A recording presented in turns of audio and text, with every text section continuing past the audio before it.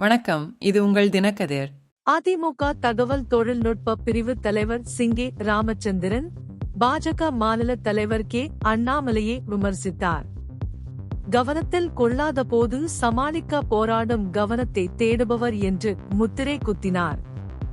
முன்னாள் முதல்வர்கள் அண்ணாதுரை மற்றும் ஜெயலலிதா போன்ற முக்கிய தலைவர்களுக்கு எதிராக அண்ணாமலை முன்பு பேசியதால் இந்த நடத்தை புதியது அல்ல என்று குறிப்பிட்ட ராமச்சந்திரன், அதிமுக பொதுச் செயலாளர் எடப்பாடி கே பழனிசாமியை பொருத்தமாக இருக்க குறிவைத்ததாக அண்ணாமலை குற்றம் சாட்டினார். செய்தியாளர் சந்திப்புகளின் போது அண்ணாமலையின் நடத்தைக்கு ராமச்சந்திரன் வெறுப்பை வெளிப்படுத்தினார்.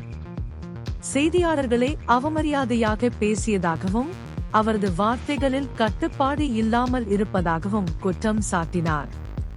தமிழக அரசியலில் மூத்த தலைவர்கள் மற்றும் பெண்களை மதிக்க வேண்டியதன் முக்கியத்துவத்தை வலியுறுத்திய அவர், அண்ணாமலை தனது சொந்த தந்தைக்கு இதே போன்ற அவமரியாதை செய்தால் பொறுத்துக் கொள்வாரா என்று கேள்வி எழுப்பினார்.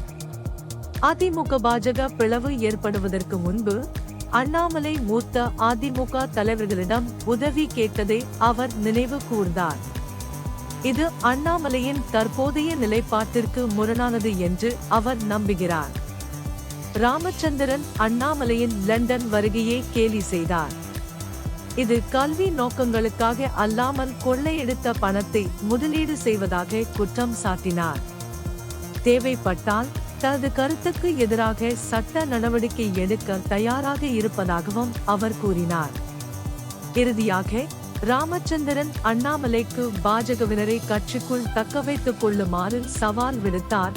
அதிமுக உறுப்பினர்கள் யாரும் பாஜகவுக்கு மாற மாட்டார்கள் என்று உறுதியாக கூறினார்.